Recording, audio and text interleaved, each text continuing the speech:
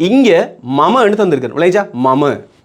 மமன்றா நான் விளைஞ்சா இந்த மான்றது நான் இந்த மன்றது தன்மையை குறிக்குது அப்போ மமண்டா நான்ன்ற என்ன குறிக்குது இப்போ மட்டன்னு இருக்குது மாண்டா என்ன நான் அர்த்தம் அப்போ டேண்டா இக்கு அப்போ மட்டண்டா எனக்குன்னு அர்த்தம் விளைஞ்சா மாண்டா நான் டேண்டா இக்கு மட்ட எனக்கு இப்போ மகே என்று இருக்குது கேண்டா உடைய இப்போ டேண்டா இக்கு கேண்டா உடைய மகேண்டா என்னுடைய மகேண்டா என்னுடைய என்னன்னு சொல்றோம் அதான் மகே இங்கே அதன்னு தந்திருக்கேன் அதண்டா இன்றைக்குன்னு அர்த்தம் அதண்டா இன்று இன்றைக்குன்னு அர்த்தம் இது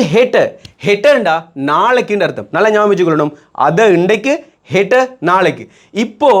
இதெல்லாம் வச்சு மம அத நான் இன்றைக்கு விளங்கிட்டா மம அத நான் இன்றைக்கு மட்ட ஹெட்ட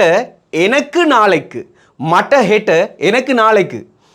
அத மகே இன்றைக்கு என்னுடைய அத மகே இன்றைக்கு என்னுடைய விளங்கிட்டா இப்போ இவ்வளோ நல்லா விளங்கிட்டு தானே மம நான் மட்ட எனக்கு மகே என்னுடைய அத இன்றைக்கு ஹேட்ட நாளைக்கு ஹேட்ட மகே நாளைக்கு என்னுடைய ஹேட்ட மட்ட நாளைக்கு எனக்கு ஹேட்ட மம நாளைக்கு நான் விளங்கிட்டா அத மகே இன்றைக்கு என்னுடைய அத மட்ட இன்றைக்கு எனக்கு அத மம இன்றைக்கு நான் என்ற அர்த்தம்